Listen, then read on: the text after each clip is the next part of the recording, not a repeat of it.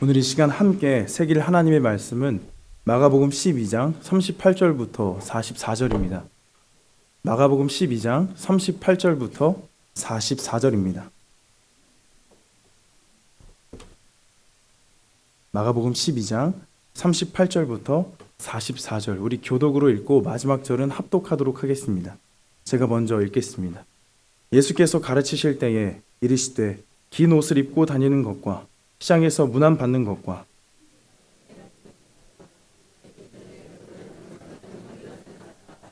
그들은 과부의 가산을 삼키며 외식으로 길게 기도하는 자니 그 받는 판결이 더욱 중하리라 하시니라.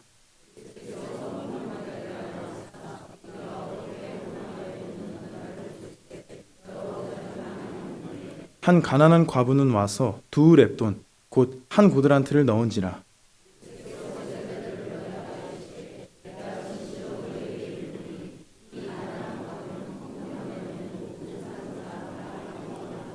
함께 읽겠습니다.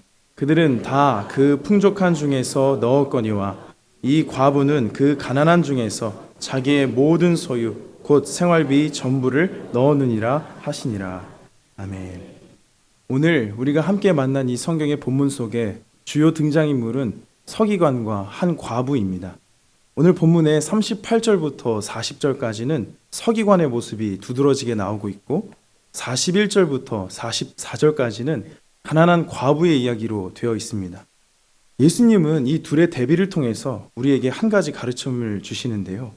먼저 이 서기관에 대해서 조금 설명을 해드리자면 율법을 연구하고 가르치는 율법 교사가 바로 서기관이었습니다. 나라를 잃었던 이 유대인들에게 율법은 곧 그들의 정체성을 지켜주는 가장 중요한 틀 중에 하나였습니다. 이 율법을 가르치고 전수했으니 정말 중요한 역할을 하고 있었던 것입니다. 또한 이 서기관들은 성전을 관리했던 성전 관리자들이기도 했습니다. 유대 최고의 의결 기관인 사네드린에 소속이 되어서 재판에도 참여하였던 이 사람들은 매우 높은 위치에 신분을 가진 사람들입니다. 따라서 당시에는 이 서기관들이 지나갈 때면 사람들은 그에게 랍비어 하고 부르면서 인사하도록 되어 있었습니다. 그러니 얼마나 이 서기관들이 가진 권위나 신분이 높아져 있었는지 알 수 있는 것입니다. 그런데 오늘 본문 속에 예수님께서 서기관을 향한 말씀을 보게 되면 서기관들을 삼가라 하고 말씀하십니다. 서기관들은 앞서 말씀드렸던 것처럼 율법 교사입니다. 율법을 가르치고 사람들에게 율법을 지키도록 해야만 하는 역할을 했던 것이 율법 교사입니다. 따라서 서기관들에게 가서 배우라. 예수님께서 백성들에게 서기관들한테 가서 배워라 라고 해도 모자를 파내 지금 그 반대로 서기관들을 삼가라 하고 말씀하셨던 것입니다. 서기관들에게 거리를 두고 그들을 경계해라고 하신 겁니다. 무슨 일이 생긴 것일까? 우리 성경을 통해서 함께 보도록 하겠습니다. 성경 여러분 있으시죠? 38절과 39절 우리 같이 찾아서 읽어보면 좋겠습니다. 마가복음 12장 38절과 39절입니다. 시작. 예수께서 가르치실 때에 이르시되 긴 옷을 입고 다니는 것과 시장에서 문안 받는 것과 회당의 높은 자리와 잔치의 윗자리를 원하는 서기관들을 삼가라. 예수님은 모든 서기관들을 조심해라고 하지 않으셨습니다. 특정한 서기관들을 조심하라고 말씀하셨는데요. 바로 긴 옷을 입고 다니는 자, 시장에서 문안 받는 것을 좋아하는 사람, 회당의 높은 자리, 잔치의 윗자리를 탐하기를 좋아하는 이러한 허영심 가득한 서기관들을 삼가라고 하신 겁니다. 명예욕과 허세에 찌든 서기관들을 예수께서는 조심하라고 하셨습니다. 38절에 나온 이 긴 옷은 당시의 제사장이나 종교인들이 입었던 예복입니다. 이 긴 옷 자체에는 문제가 없습니다. 이 긴 옷을 입는다는 것은 나쁜 일이 아닙니다. 일반 유대인들도 잔치나 특별한 절기에는 이 옷을 입었다고 합니다. 예수님이 지금 비판하시는 것은 이들의 허영심인데요. 명예욕에 찌들어서 서기관들은 이 옷을 입고 굳이 밖에 나가는 겁니다. 이 옷을 입을 때 자신의 신분이 사람들에게 드러나기 때문에 이 옷을 입고 밖으로 나가게 됩니다. 이 예복을 입으면 사람들이 서기관인 줄 알아보는 것입니다. 서기관이 지나갈 때 그 사람이 노동하고 있는 것이 아니라면 일어나 인사하게 되어 있었습니다. 허영 가득했던 이 서기관들은 시장에서 인사받고자 사람들의 시선을 끌고자 예복을 입고 나간 것입니다. 본인이 중요한 존재라는 것을 확인받고 싶어 하고 인정받고 싶었던 것입니다. 39절도 눈으로 보시게 되면 회당과 잔치에서도 이들은 높은 자리, 상석에 앉고자 합니다. 지금도 앉는 그 위치에 따라서 그가 가진 명예나 권위, 권력을 상징하곤 하는데 당시에는 그것이 더욱더 심했습니다. 자리는 곧 명예이고 그의 지위를 나타내는 것이었습니다. 허세 가득한 이 서기관들은 일부러 상석에 앉음으로써 대접받고자 한 것입니다. 귀빈 대접을 받고자 한 것이죠. 저는 여기서 참 아이러니했습니다. 율법의 전문가로서 말씀을 가르치는 이로써 말씀에 담긴 그 정신, 겸손과 낮아짐의 정신을 잊어버리고 그저 인정받고자 하는 욕구와 과시만이 남게 된 이 사람들에 대해서 참 아이러니하였습니다. 그리고 이어서 40절을 보시게 되면 그들의 모습은 더 가관인데요. 우리 40절 함께 읽어보면 좋겠습니다. 시작. 그들은 과부의 가산을 삼키며 외식으로 길게 기도하는 자니 그 받는 판결이 더욱 중하리라 하시니라. 지금 과부의 가산을 삼키며 외식으로 길게 기도했다고 합니다. 당시 과부는 대부분 정말 가난했습니다. 과부의 가산이라고 함은 과부가 가진 전 재산을 의미합니다. 삼켰다는 것은 소멸시켰다, 먹어버렸다는 것인데요. 과부의 전 재산을 지금 착취한 것입니다. 이 삼키며라는 이 단어는 예수님이 말씀하신 네 가지 밭의 비유에도 나오게 되는데요. 이 네 가지 밭 중에 길가밭이 있죠. 그 길가밭은 하나님의 말씀의 씨앗이 뿌려질 때 그 씨앗을 새가 곧장 물어갔습니다. 예수께서 그 비유를 설명하실 때 그 새는 곧 사탄이라고 하였습니다. 새가 물어갔다고 할 때 이 물어갔다라는 말과 오늘 이 40절에 삼키며라는 말이 똑같은 말인 것입니다. 즉 과부의 가산을 삼켰던 그 서기관들의 악행은 사탄이나 하는 악한 행동이라는 평가입니다. 구약에 보면 가난한 고아나 과부, 나그네를 섬기라는 계명이 수두룩합니다. 그 예를 화면을 통해서 하나 준비해 보았는데요. 출애굽기 말씀 이렇게 보시게 되면 너는 과부나 고아를 해롭게 하지 말라. 네가 만일 그들을 해롭게 함으로 그들이 내게 부르짖으면 내가 반드시 그 부르짖음을 들으리라. 나의 노가 맹렬함으로 내가 칼로 너희를 죽이니니 라고 말씀하셨습니다. 고아, 과부를 괴롭히지 말아라. 해롭게 하지 말라고 하시는 겁니다. 만일 해롭게 하여서 그들이 하나님께 부르짖으면 하나님이 그 부르짖음을 들으셔서 하나님의 진노를 베풀 것이다. 하나님의 진노로 심판하실 것이다 라고 말씀하시는 겁니다. 서기관들이 이 말씀을 몰랐을까요? 100번 양보해서 출애굽기의 이 말씀을 몰랐다고 하더라도 구약 전체에 흐르는 과부를 향한 연약한 자를 향한 하나님의 마음, 하나님의 사랑과 돌봄을 모를 수는 없었을 것입니다. 본문 마가복음으로 돌아와서 이 40절을 계속해서 보게 되면 과부의 가산을 삼켰던 이 가증한 서기관들은 외식으로 길게 기도합니다. 이 말이 의미하는 바가 무엇인가요? 사람들에게 보이기 위해서 경건한 척 위선을 떠는 것입니다. 그런데 생각해보면 기도는 하나님께 하는 것입니다. 하나님께 기도하는 그 경건 생활을 거짓되게 하면서까지 사람들에게 인정받고자 했던 것입니다. 이들은 하나님을 욕되게 하고 있습니다. 가증한 서기관들은 하나님마저도 자신의 영광을 위해서 도구 삼아 버린 것입니다. 가난한 과부를 보살펴야만 하는 서기관이 오히려 과부의 재산을 다 착취했습니다. 이는 하나님을 두려워하지 않기 때문입니다. 하나님을 두려워하지 않기 때문에 길게 기도하면서 의로운 척, 경건한 척 하는 것입니다.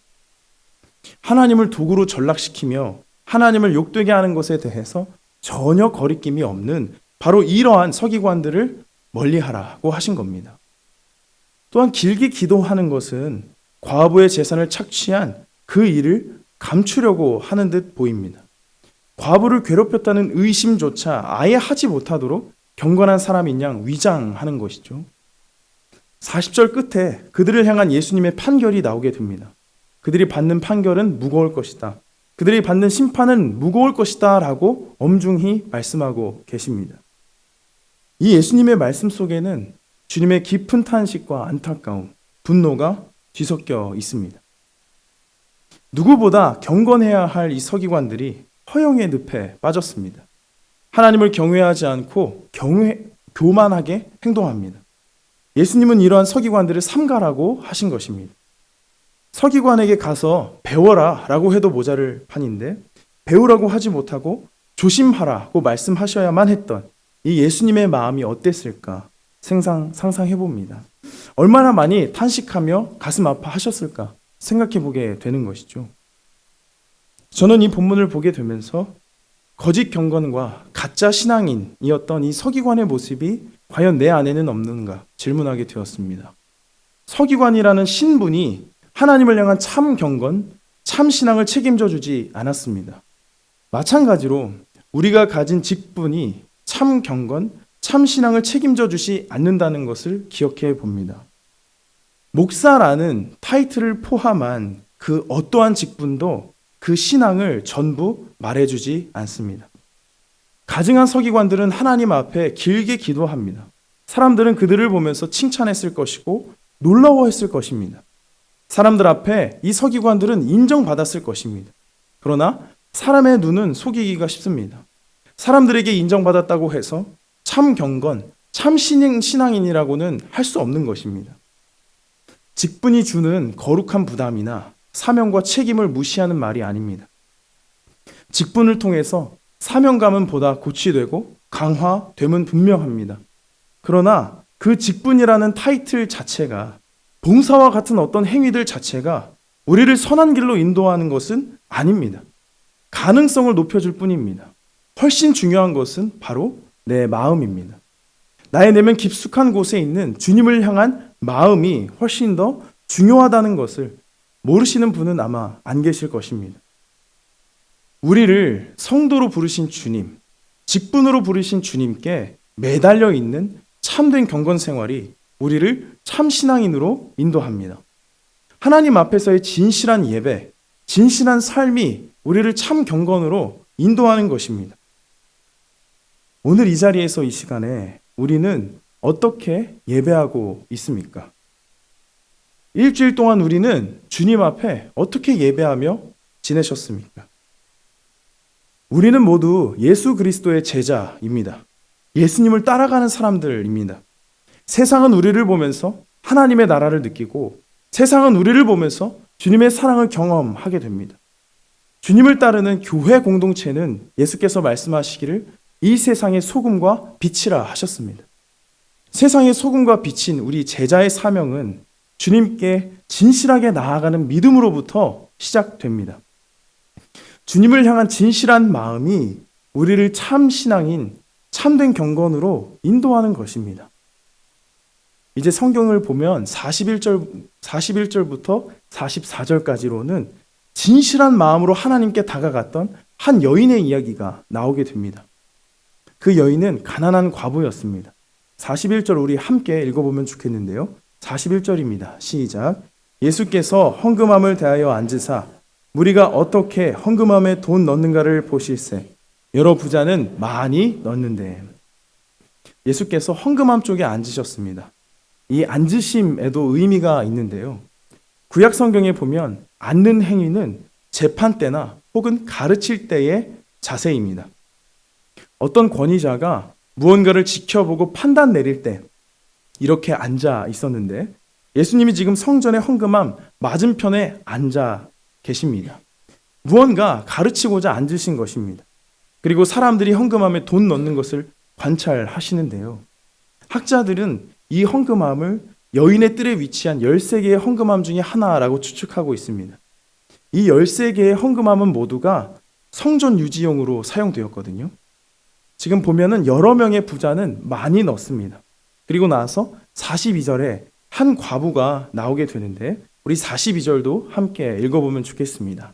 시작. 한 가난한 과부는 와서 2렙돈 곧 한 고드란트를 넣는지라. 한 가난한 과부가 와서 2렙돈 곧 한 고드란트를 넣었습니다. 렙돈은 헬라 동전의 명칭이고 고드란트는 로마 동전의 명칭인데요. 2렙돈이 한 고드란트와 그 값어치가 똑같았습니다. 이게 어느 정도의 금액이냐 화면을 통해서 보여주시면 1렙돈이 128분의 1 데나리온입니다. 1 데나리온은 하루 일당이거든요.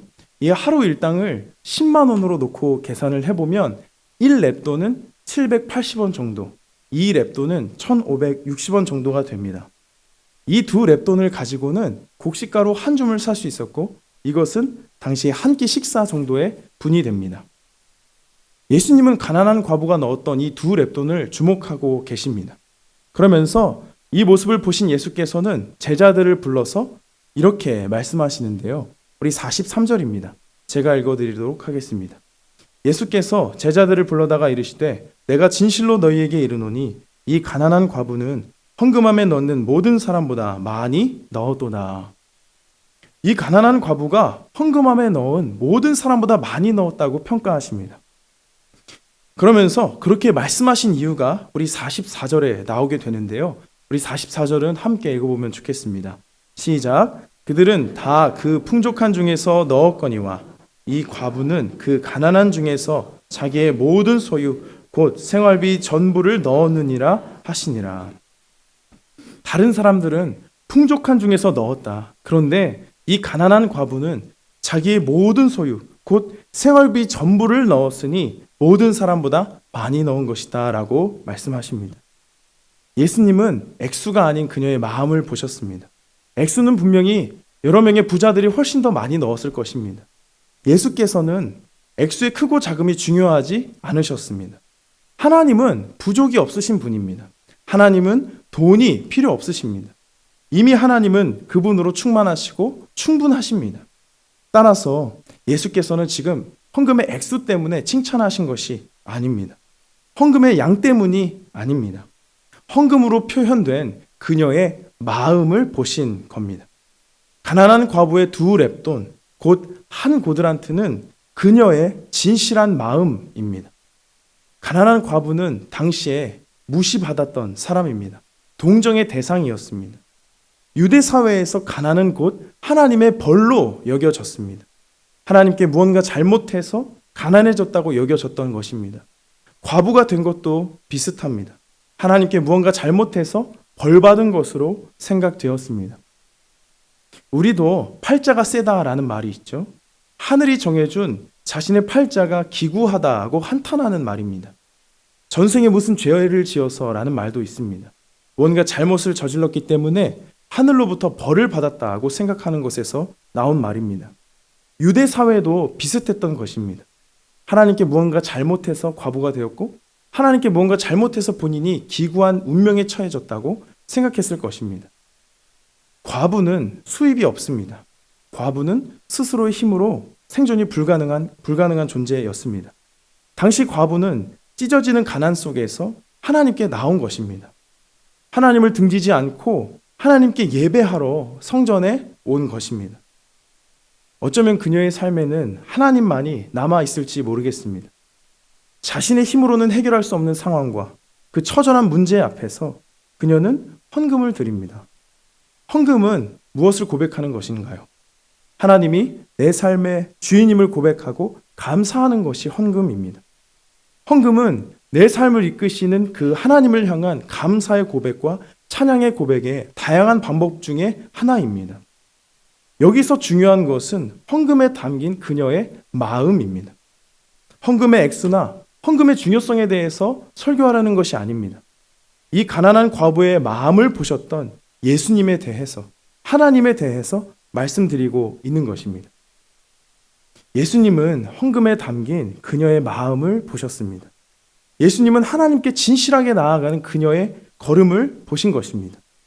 처절한 상황 속에서도 하나님이 내 삶의 주인임을 잊지 않고 다시 한번 주님께 나온 이 여인의 진실한 마음이 참으로 복됩니다.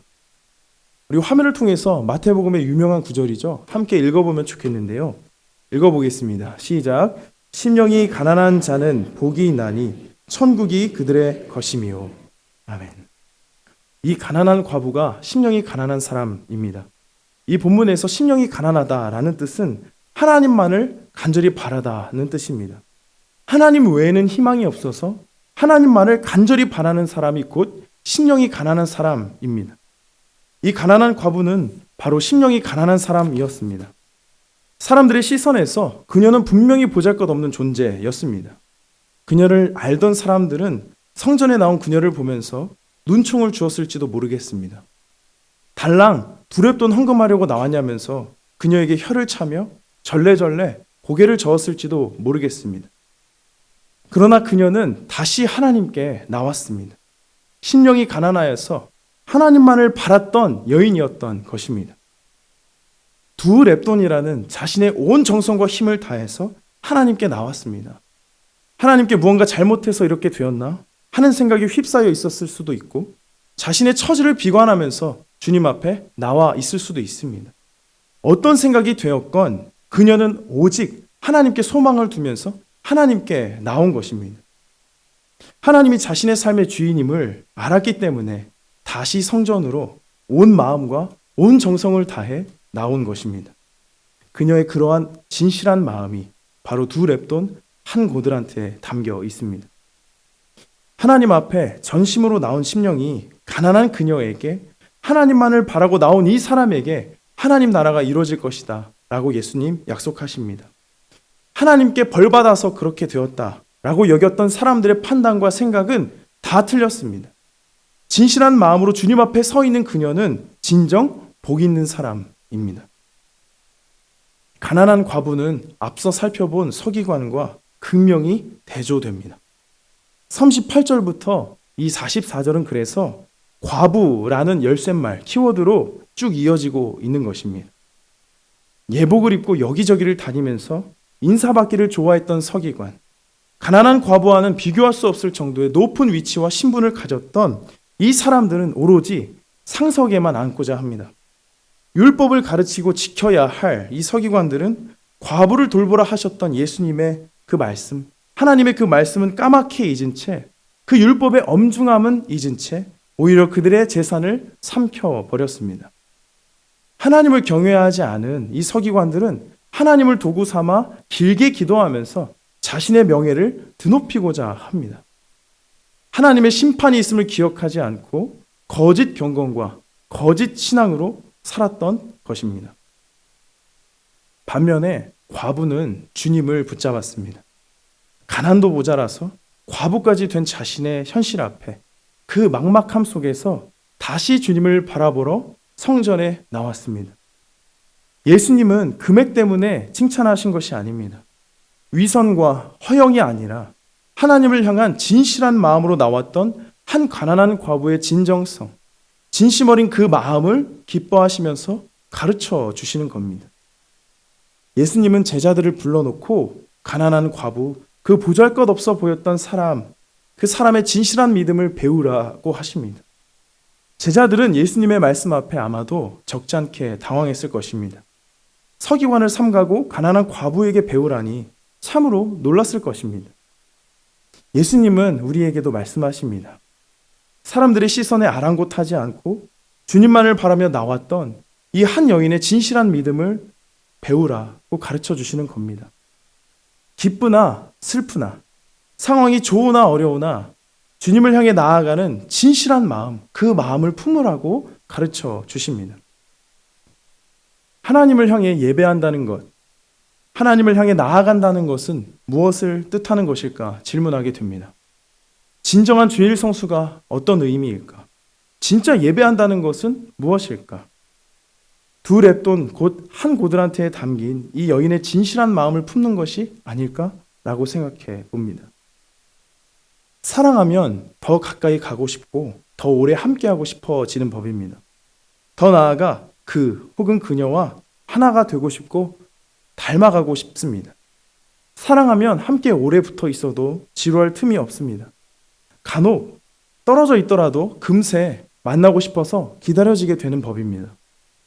때로 사랑하는 사람이 원망스럽기도 하고 밉기도 하지만 다시 찾을 수밖에 없는 것이 사랑하는 임을 향한 마음입니다. 하나님을 향한 이 가난한 과부의 마음이 그랬던 것 같습니다. 가난한 과부가 된 그 현실, 그 처절하고 암담한 상황 속에서 하나님을 원망하면서도 하나님밖에는 바랄 것이 없으니 다시 주님께 걸어갑니다. 서기관의 착지 앞에서 성전을 쳐다보기도 싫지만 하나님을 만나기 위해서 다시 그 걸음을 떼서 주님을 향한 사랑을 그가 가진 두 랩돈으로 표현한 것이 아닐까요? 그녀의 진실하고도 애처로운 걸음 앞에 하나님의 마음이 어떠셨을까 생각해 봅니다. 얼마나 안쓰럽고 가슴 아프셨을까? 전부를 다해서 나온 그녀의 마음을 보시면서 깊이 감동하셨을 것입니다. 정말 대견하고 어여쁘게 여기셨을 것입니다. 가난한 과부를 향한 이 아버지의 마음은 이렇게 긍휼과 탄식이었을 것 같습니다. 동시에 타락한 서기관을 그리고 성전을 향한 하나님 아버지의 마음은 어떠셨을까? 가난한 과부를 보셨을 때와 똑같지 않았을까 생각해 봅니다. 말씀을 연구하고 가르치면서도 하나님의 마음을 깨닫지 못하는 그들의 어리석음을 보시면서 마음이 참 아프시고 속상하셨을 것 같습니다. 예수님은 거짓 경건에 찌든 서기관과 성전을 향한 하나님의 마음을 아셨습니다. 예수님은 그렇게 허영에 찌든 성전과 서기관들을 향해서 하나님의 심판이 있을 것이라 외치십니다. 과부를 돌봐야 하는 책임이 있음에도 불구하고 그들을 착취했던 악한 사람들에게 분노와 안쓰러움이 섞인 탄식으로 11장에서는 성전을 뒤엎으셨고 곧바로 이어진 13장에서는 성전의 종말을 예고하십니다. 주님을 향한 우리의 마음은 어떤가 생각해 보아야 할 것입니다. 우리의 신앙은 거짓 경건과 참 경건 사이에 어디에 있습니까? 우리의 삶은 허영으로 가득한 서기관과 같습니까? 아니면 하나님을 바라는 한 가난한 과부의 진정어린 마음과 같습니까? 하나님은 죽어가는 우리를 그냥 두고 볼 수 없어서 독생자 예수 그리스도를 보내셨습니다. 모든 것을 다 걸고 우리를 사랑하셨습니다. 단 한순간도 허투루 사랑하지 않으십니다. 온 마음과 온 정성을 다해서 사랑하십니다. 그 사랑 앞에 이 시간 우리가 어떻게 예배하고 어떻게 반응해야 할까요? 예상할 수 없는 일들 앞에서 하나님을 원망하기도 하고 하나님이 진정 계신가? 하나님이 진정 사랑하시는가? 라는 질문이 생기지만 결국 다시 하나님께 돌아올 수밖에 없음을 기억해 봅니다. 알 수 없기 때문에 무슨 일을 경험할지 알지 못하기 때문에 하나님을 바라보게 되고 원망스럽기 때문에 하나님을 바라보는 것입니다. 우리의 시작과 중간 그리고 끝은 모두 하나님이고 새로운 시작, 끝 이후에 펼쳐지는 그 새로운 시작, 영원이라는 그 시작에도 하나님이 계십니다. 그 모든 시간이 하나님 안에 있는 것입니다. 따라서 결국에 우리는 다시 하나님을 바라보아야만 합니다. 하나님 없으면 살지 못할 존재로 우리는 창조되었습니다. 주님을 예배한다는 것은 가난한 과부의 진실한 마음, 두 랩돈, 곧 한 고드란트와 같습니다. 어떤 상황과 어떤 환경에 놓여 있든지 그 상황이 좋든지 처절하든지 언제든지 주님만을 바라며 의지하는 것입니다. 내 힘으로는 살 수 없음을 알고 최선을 다해서 하나님께 나아가는 것입니다. 내 마음대로 이루어지지 않음을 알고 주님을 더욱더 붙잡는 것입니다. 가난한 과부는 그렇게 하나님께 나왔습니다. 하나님은 여러분들을 기다리십니다. 그냥 기다릴 수 없어서 독생자 예수를 보내시기까지 여러분들을 간절히 원하십니다. 매주 드려지는 우리의 예배가, 매일 드려지는 삶의 예배가 주님을 향한 진실한 마음으로, 진실한 걸음으로 넘쳐나기를 소망합니다. 우리를 향한 하나님의 마음의 그 크기는 결코 따라갈 수 없을 것입니다. 그러나 우리를 향한 하나님의 마음과 하나님을 향한 우리의 마음이 닿을 수는 있습니다. 장성한 부모가 손을 뻗어서 갓 태어난 아기의 손을 잡는 것처럼 주님이 손 뻗으실 때 우리 손을 주님께 내어드리면 하나님의 그 손을 잡을 수 있는 것입니다. 여기 계신 저와 여러분들은 모두가 주님의 그 손을 꼭 붙잡으시기를 간절히 축복합니다. 헛된 마음을 주님께 모두 비워내고 성령으로 충만하여서 하나님만으로 가득한 삶이 되시기를 축복합니다. 어떤 일을 마주하게 될지 모르기 때문에 더욱더 주님을 의지하는 이 가난한 과부의 진실함이 우리 안에 만개하기를 간절히 소망합니다. 기도하겠습니다.